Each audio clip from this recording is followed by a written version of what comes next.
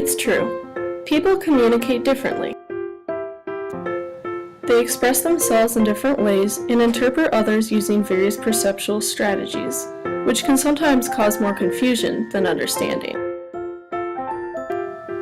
You do the same. Because of your personality style, you interpret, or sometimes misinterpret, other people in ways that they may not anticipate. Today we will be focusing on the divide between introverts and extroverts. You will learn the key differences between these personality types and enter the mind of an introvert.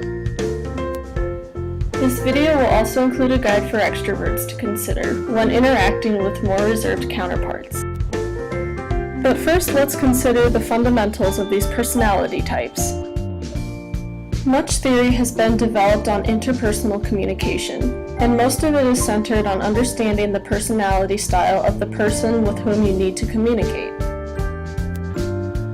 The Myers-Briggs Type Indicator test, taken by millions of people each year, can be useful in understanding other people's communication styles. There are a total of 16 possible personality types.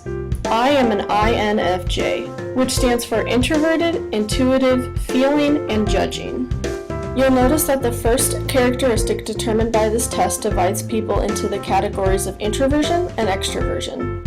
An extrovert directs his or her energy toward the external world, while an introvert draws their energy from their own personal thoughts.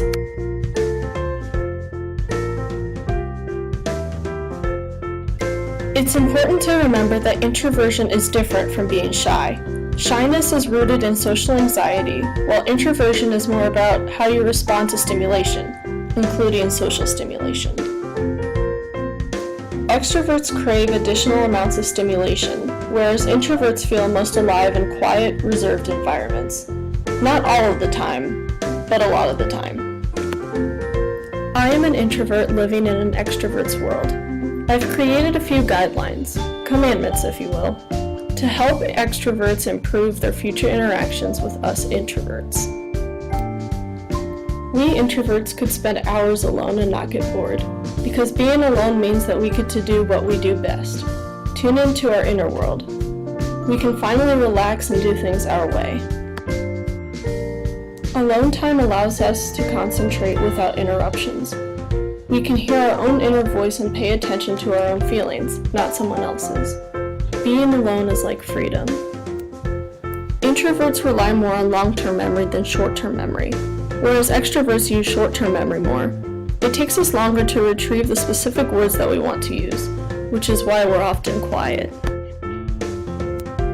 Misunderstandings contribute to communication mismatch, which often begins among introverts and extroverts.